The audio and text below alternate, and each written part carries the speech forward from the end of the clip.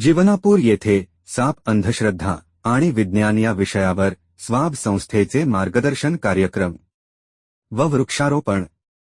नागभीड तालुक्यातील जीवनापूर येथे साप अंधश्रद्धा व विज्ञान या विषयांतर्गत स्वाब संस्थेद्वारे मार्गदर्शन कार्यक्रम घेण्यात आले.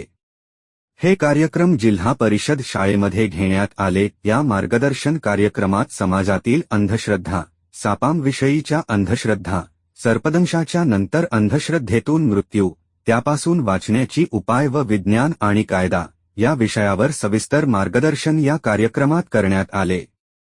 यावेळी सापाच्या विविध प्रजातींबद्दल माहिती देत सर्पमित्र जीवेश सयाम यांनी यावेळी सापाच्या एकूण जाती, त्याचे विषारी, निमविषारी व बिनविषारी असे 3 प्रकार, आपल्या परिसरामध्ये आढळणाऱ्या विषारी जाती व बिनविषारी जाती, त्यांची ओळख, विषांचे प्रकार, सर्पदंश होऊ नये म्हणून काय काळजी घ्यावी, सर्पदंशाच्या नंतर काय काळजी घ्यावी या संदर्भाने सविस्तर मार्गदर्शन सयाम यांनी सुरुवातीला केले. तर त्यानंतर सापाबद्दलच्या विविध अंधश्रद्धा, साप चावल्यानंतर विदेशात व आपल्या देशात मरणाऱ्यांच्या संख्येची तफावत, यामागचे मुख्य कारण, आपल्या देशातील अंधश्रद्धा व नागमोत्याकडे जाऊन सापाचे जहर उतरत नाही, तर शासकीय रुग्णालयातील अँटीव्हेनम्समुळे माणसाचे जीव वाचू शकते.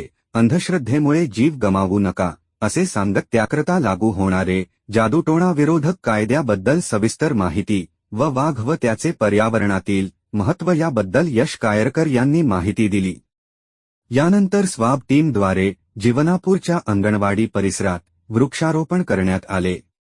प्रतिनिधी अमान कुरेशी, न्यूज 24, आपकी आवाज. शेजारी वगैरे तर भीती निर्माण होते की नाही होते ना? तर ती भीती केव्हापासून निर्माण झाली माणसाच्या मनामध्ये, त्याच्याबद्दल कोणाला माहित आहे? नाही माहित आहे?